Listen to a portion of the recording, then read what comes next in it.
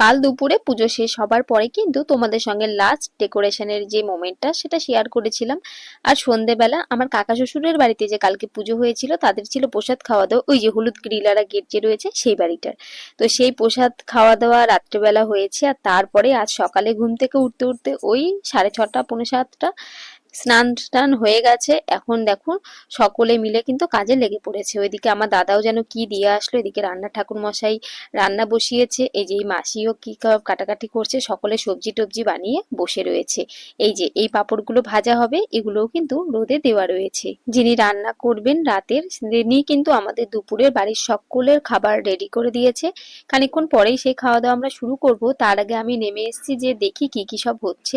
ওদিকে রান্নার কাজ তো দেখালাম আপনাদেরকে, আর এদিকে এই যে কাল যেখানে দেখিয়েছিলাম যে ওই মোড়টাতে স্টেজ হবে, এই যে এখানে চলছে স্টেজের কাজ। এই রাস্তাটা দিয়ে একটা গেট হচ্ছে আর সামনে হবে আরো একটা গেট।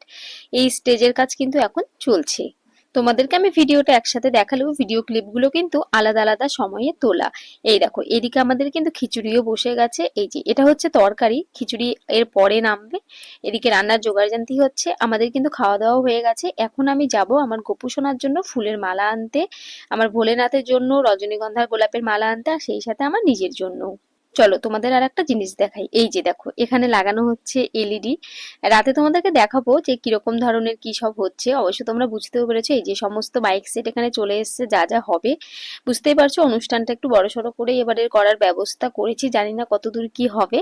এই সবগুলোই লাগানো হচ্ছে এখানে। বেশ অনেকগুলো দিনের প্ল্যানিং, বেশ অনেকগুলো দিন ধরে সমস্ত কিছুর আয়োজন করেছি আমি আর আমার হাজবেন্ড মিলে। অবশ্যই এইসব বিষয়গুলো সমস্তটা আয়োজন করেছি ওই।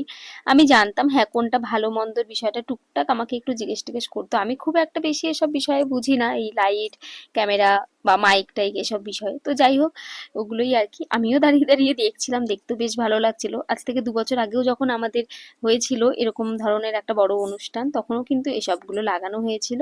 এই যে এগুলো এখন ট্রায়াল দিচ্ছে ওরা। চলুন তবে আমিও ভিডিওটা এখানেই শেষ করছি, কারণ রাতের জন্য রেডি হতে হবে। ওইদিকে আমার দেওরকে নিয়েও যাবো এখন ফুলের মালা আনতে। ভিডিওটা এখনকার মতো শেষ করছি।